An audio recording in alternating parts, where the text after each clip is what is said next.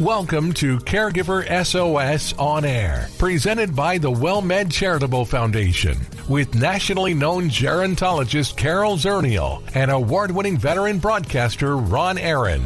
This program provides health, wellness, and other information for caregivers who are vital to the health and well-being of so many people across our country. And now, here are your hosts, Ron Aaron and Carol Zernail. Well, hello, everybody, and welcome to the award-winning Caregiver SOS On Air. I'm Ron Aaron. Delighted to have you with us. Our program is available on podcast wherever you get your podcast. We're also on the radio in several cities in Texas and Florida as well. Carol Zernail, our co-host, is here, and we're delighted to have her with us. Carol has a master's degree in social gerontology, 30-plus years experience in the field. She's co-chair of the Raise Family Caregiving Advisory Council and executive director of the WellMed Charitable Foundation. And Carol, we have a great guest who did a fabulous job on the recent Caregiver Summit. Well, Deidre Edwards was such a breath of fresh air, a welcome guest. Everybody's still raving about the Caregiver Summit and her presentation, which you can find online at caregiversos.org on our website, that we had to have her at Caregiver SOS on air. It's kind of like a double header, Deidre, to have you back. Well, let me take a moment for those who don't remember. I'll give you a little background on Deidre Edwards. She's a registered nurse, a retired high school health science teacher, and a passionate author dedicated to empowering others through education and compassionate guidance. She has decades of experience in healthcare and in the classroom. Deidre has devoted her career to helping individuals understand their health, navigate care challenges, and make informed decisions for themselves and their loved ones. Her two books, Toolkit for Caregivers and Toolkit for Caregiver Emotions, and an earlier book, Toolkit for Wellness. And Deidre Edwards, thanks for being with us. Thank you, Ron. Thank you, Carol. It's an honor to be here and speak with you again. Well, for those who may not recall, what is it that got you involved in the whole topic of caregiving? I retired a couple years early from teaching health science in high school to become a caregiver for my husband, who had a neurodegenerative disease and congestive heart failure, and actually ended up being bedridden in a hospital bed in our house and on hospice care for 2 years. So it was pretty intense there for a couple years. Now, as a nurse, you're certainly trained to provide some of that care, but how were you able to provide lifting and moving and caring for him through the daily activities of daily life? Well, not only in my nurse's training, but what I taught in high school, I was teaching students who eventually became CNAs. And so, I had done all that in the classroom, the lifting and moving and everything. But, and so I was quite adept at stepping in. We didn't need to have help come every single day because I could do things as well. But there is that sense of overwhelm, and translating what I knew in a clinical setting to a home setting. There is that learning curve too. But, there are times when the overwhelm is so real. And then you have to look at what the overwhelm is. What are we overwhelmed about? I know many caregivers are being asked to do serious, complicated medical things every day, suctioning and doing different tasks related to the condition of their loved one.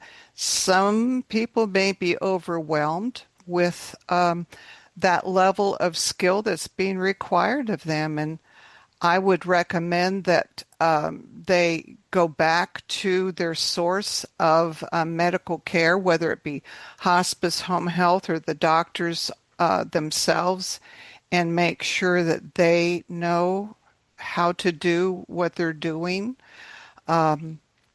Sometimes you have everything planned out and you've got little tricks to cajole them into doing this or that, and you've got a little routine going, and after a while that hits the wall and nothing works anymore. And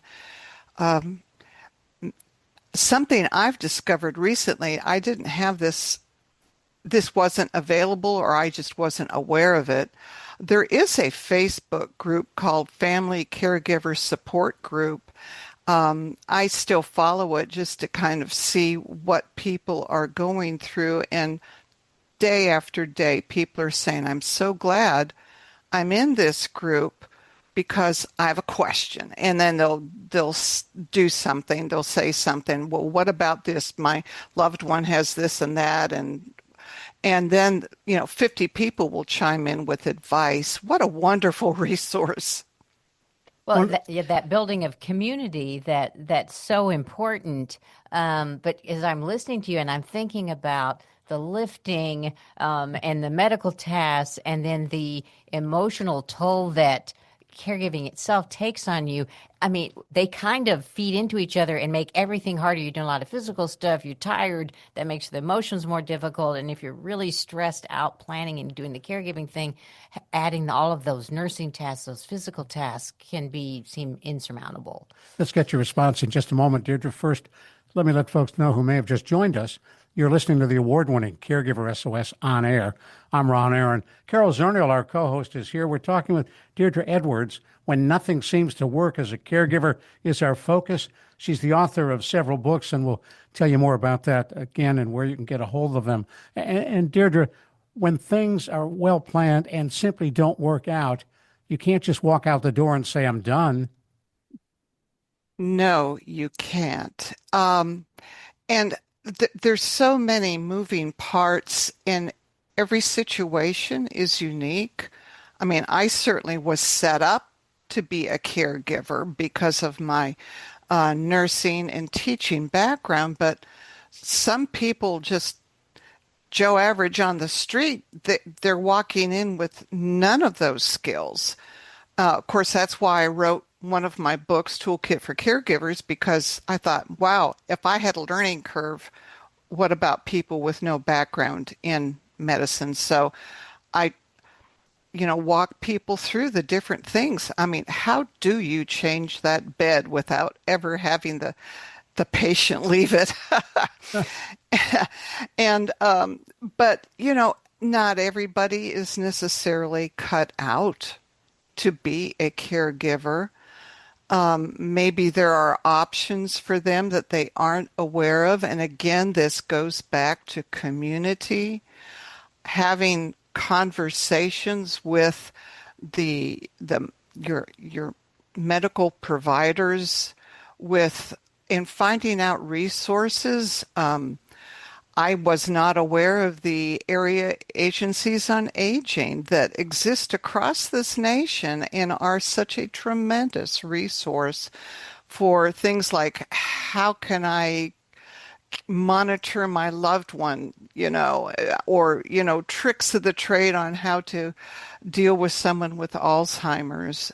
They are a rich resource, as is Easter seals. I used to think they were just involved with children, but they deal with caregiving of all ages and have vast resources that just a person on the street wouldn't know about. So again, it's that community of information that can help lower that overwhelm, which of course, you think you have it all figured out today, but then, next week things change and it's not working anymore. So again, you just need to always be referring to the community available to you. And it's bigger than I ever thought it was when I was a caregiver. Well, a lot of people who are caregivers hesitate to ask for help.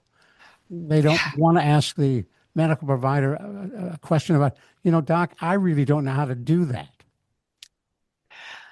I know. And it's like asking my students, do you have any questions? And they're all sitting on their hands and no one raises his hands. But I am oriented to being an open book. Man, if I don't know something, man, hey, help. And I try to teach that to my students, and I try to tell that to caregivers. This is not a solo enterprise. And it may feel very strange and awkward to be asking questions and asking for help, but that's what we have to do to make this work. And more hands on deck, the better. It's amazing what a little conversation with someone who has been a caregiver or is currently a caregiver, and being a part of the disease groups. I had a friend in the neighborhood where I'm living.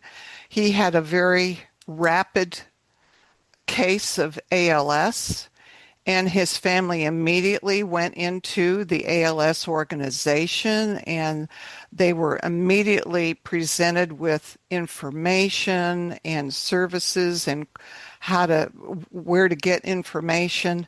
And because his condition just changed at lightning speed, so they were never on a plateau for very long with their level of knowledge. So caregivers are being asked to be so flexible and ready to pivot. We need to do that and develop those skills so that we will not be drowning in that overwhelm, because there are things that you can do to lessen that just by opening your mouth and say, hey, I need to know more about this. Can you help me understand? Well, I think what you said is so important about being open to asking questions, open to learning instead of being afraid, but the ability to pivot. A lot of us think that, we're adults, we're fixed, we're granite, we don't change, people don't change, as opposed to realize you really can learn flexibility. You can learn to feel that stiffness coming on you and let it go and decide, I'm going to do something different, but it does not come naturally. You were so right, Carol. And change used to be like a four-letter word. Ooh, I don't like change. I want it the way it used to be. And when I was younger, I kind of bought into that. But I have come to appreciate, through everything I've been through the last 10 years, that it is all change. Life is all change. And when there is no change, there is no life. And that embracing change, embracing personal growth, and as I mentioned the other day, my mantra for an affirmation, I am changing, learning, and growing. But caregivers certainly probably didn't sign up to change and learn and grow this way, but that's where life has taken them. And I have never regretted anything that I've learned. It's made me stronger going forward, and that is part of the concept of resilience. And so, maybe you didn't want to learn how to deal with grandma having Alzheimer's and all of that, but, embrace it, learn. There are so many resources to learn from. You really don't have to reinvent the wheel. We'll pick this conversation up in just a moment. We're talking with Deidre Edwards, When Nothing Seems to Work as a Caregiver. Wow, what a surprise. Her books, Toolkit for Caregivers and Toolkit for Caregiver Emotions and Toolkit for Wellness. We'll find out more about that as well. I'm Ron Aaron. Carol Zernail, our co-host, is here. You're listening to the award-winning Caregiver SOS on air. Well, thank you so much for listening to Caregiver SOS on air. We're delighted to have you with us. We come to you every week with a discussion of an issue, a problem, some accomplishments involved in caregiving with more than 60 million caregivers across this country, but most thinking they are the Lone Rangers. We try to bring you the latest information and help that can make that job easier and more manageable. Caregiver SOS on air takes a look at trends across this country. We provide tips on how to be a better caregiver, and most importantly, where you can go for help. On Caregiver SOS on air, we try to give you what you need to make that caregiving manageable and to provide you with the help that can make your life easier. I'm Ron Aaron. Carol Zernail and I are delighted to co-host this program, and we're thrilled you've joined us on the award-winning Caregiver SOS On Air podcast, available everywhere, brought to you by WellMed Charitable Foundation. Hello, friend. Hello, friend. Really good to see you once again. Hello, friend. Hello, friend. Really good to see you once again.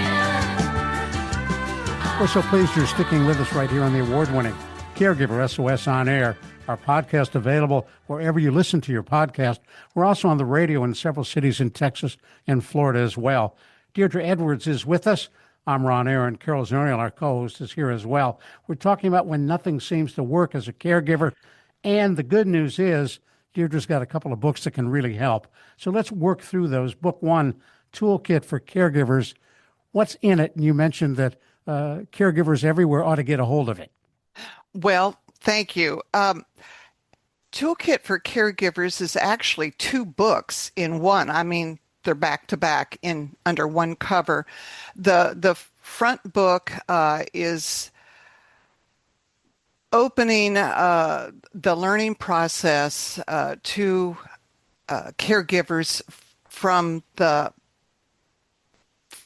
setting up a caregiving environment. How do you do that?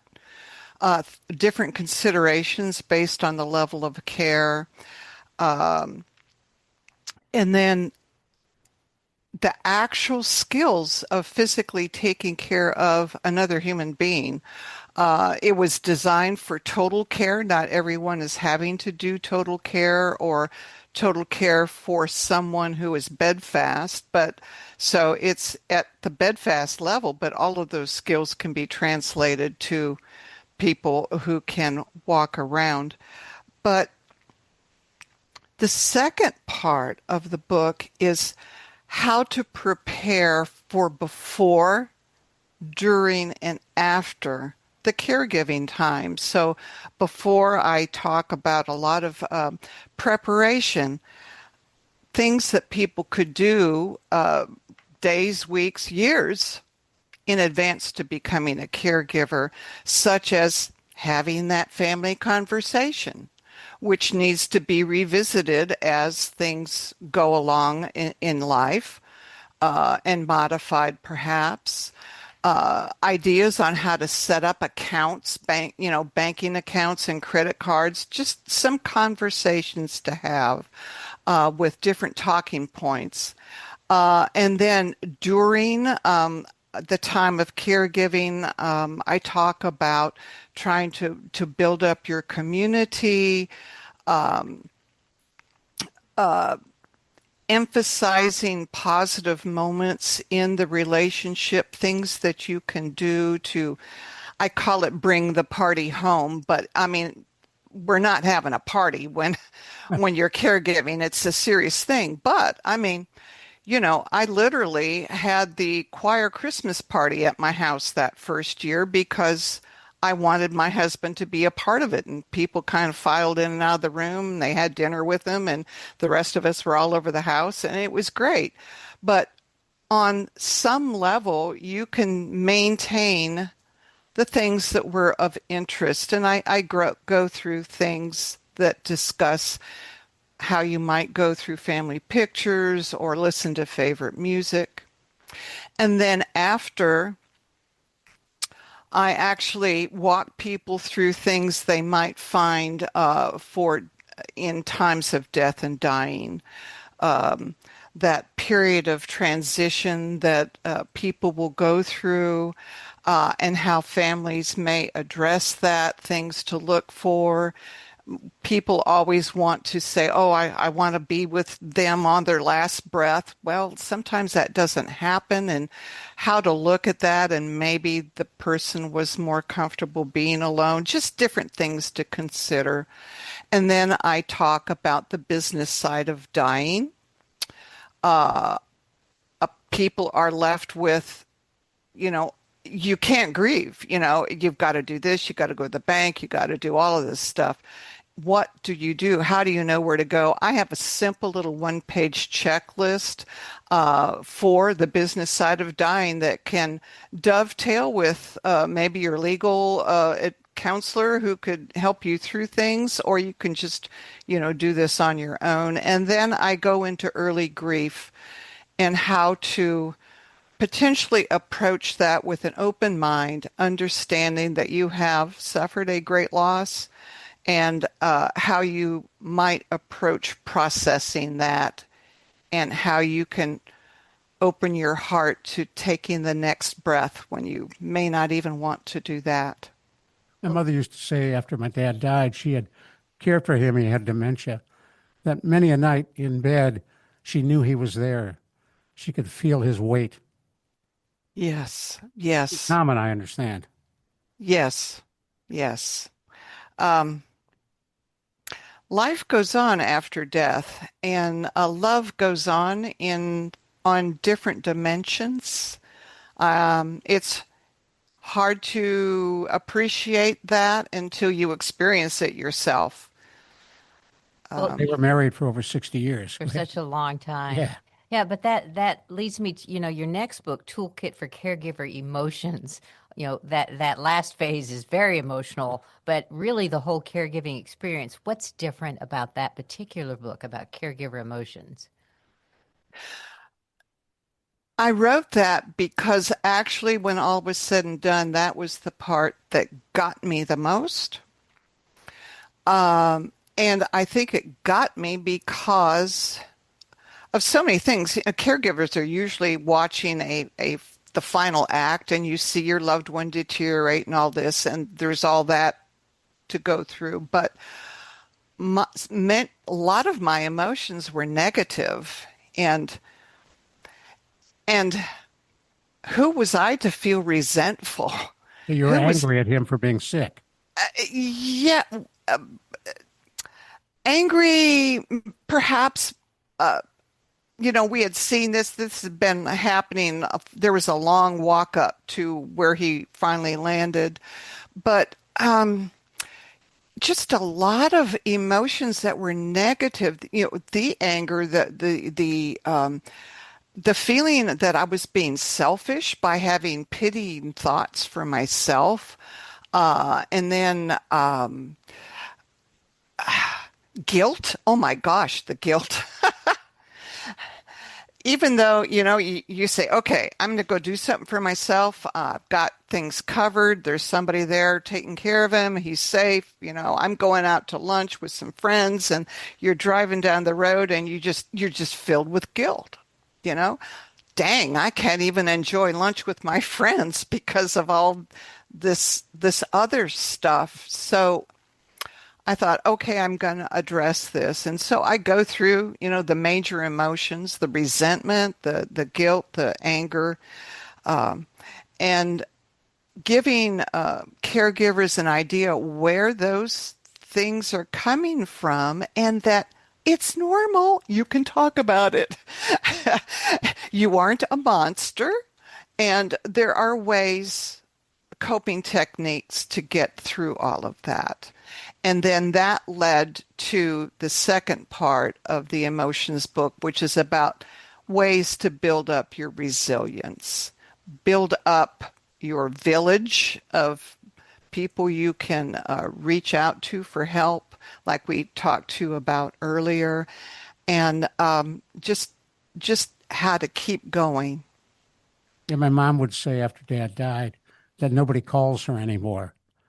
None of the old friends. She doesn't see anybody. That's sad. And then, if you live long enough, your old friends aren't going to be there to call you. Right. But as I said about during the caregiving time, you may have to be the one to make those phone calls, because people are maybe thinking, well, she just lost her husband. She could be busy doing something, or maybe she just wants to be by herself.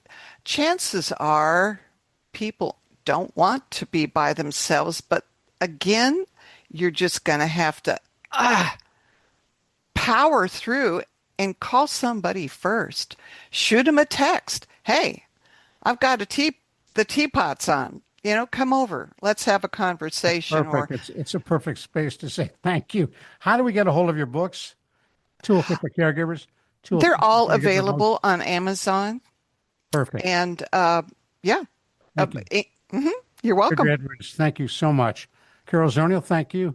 And we appreciate all of you joining us today on the award-winning Caregiver SOS On Air. The executive producer for Caregiver SOS On Air is Daniel Calderon. The producer is Sharice Pendleton. And the associate producer is Catherine Oglesby. We'll see you next week on Caregiver SOS On Air. You've been listening to Caregiver SOS On Air, an exclusive presentation of the WellMed Charitable Foundation. We welcome emails with suggestions and comments on this program at radio@wellmed.net. Join co-hosts Carol Zernail and Ron Aaron next week for more on caregiving, improving the health and well-being of caregivers and their care recipients everywhere. For more on caregiving and podcasts of our programs, visit caregiversos.org.